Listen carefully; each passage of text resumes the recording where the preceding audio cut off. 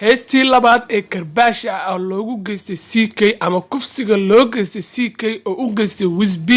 waana arin aad iyo aad far badan ugu falceliyay ama taageerayaasha CK ama taageerayaasha Wizb marka arintaas ayaan faahfaahin doonaa fadlan daan ugu cusubtaa subscribe saaro mar walba si muuqaal walba soo gelino oo si degdeg ah oo kugu soo maanta waxaan wadaa muuqaal cusub maanta waxaan ka hadli doonaa ama maanta waxaan aad iyo aad ugu falcelin doonaa ama dhankeena ugu falcelin doonaa ama dhanka dadka daawayaasha ay ugu falcelin doonaa dharbaaxadii ku dhacday CK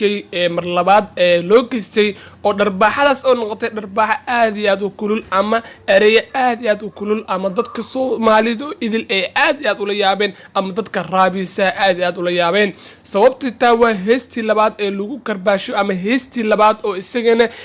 jawaab oo wali aan ka soo bixin jawaabtii oo heestii hore ka soo baxshay heestaas oo cabtoy boy ma noqon hees saameyn fara badan dhalisay ama hees isaga ninka u jawaabayo ama qofka u wado ay ku noqon karto hees isaga saameyn fara badan ama noloshiisa saameyn fara badan ku yeelan karto laakiin heestii hore ee mar hore sameeyay waxay noqotay hees aad aad u saameyn badan ama hees isaga dhanka CK ah ama dadka taageero ama bulshada ku xiran ee aad iyo aad ula yaabeen ereyada iyo meel walba muuqaalka qaabka loo duubay wax waliba heestan waa heestii labaad heestan oo iyadana ah wariif baa tahay waana hees aad iyo aad karbaasheeda ama sida inaba caadiyan lagu karbaashay CK dadka taageera ama dadka ku xiran dhanka YouTube-kiisana waxay sugi doonaan bal ma noqon kartaa jawaabta oo ka soo bixiyo jawaab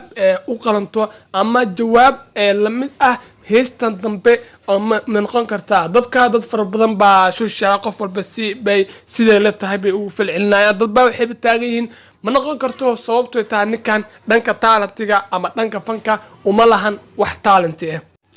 heestii dambe ee soo qaadayo Wizb heestaas oo ah wariif baa tahay ku leeyahay CK qaabka muuqaalka loo duubay qaabka loo edit gareeyay laxamada ereyada inaba caadi ma boqolkiiba boqol waa wax quality ah ama wax la gashay waqti fara badan la galiyo waa sababtoo taa waxa ka dareemi kartaa qaabka muuqaalka ay ka dareemi kartaa qaabka loo duubay ereyada sida inaba ka caadihin oo la dhacayo marka waana qaab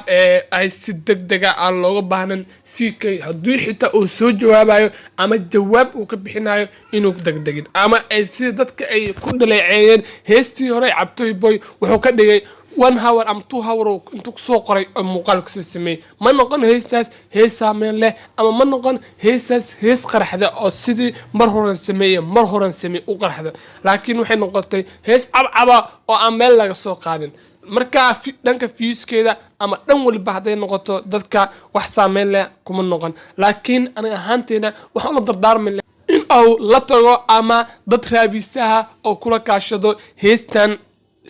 soo jawaabo ama jawaab u qalanto ugu bixiyo sababtoo tahay dadkii heestii hore baa dadka ku dhaleeceen ku dhaheen ma ahan qaabkan qaab falcelina ama qaab aan ku qanci karno ma ahan ay ku dhaheen taageerayaashiisa marka waxaan rajeyn doonaa in uu noqon doono jawaab fiican oo ka soo bixi doono ama waxda hees lamida dhanka quality ama dhanka muuqaalada isigoo joogo Wizb Africa isigoo joogo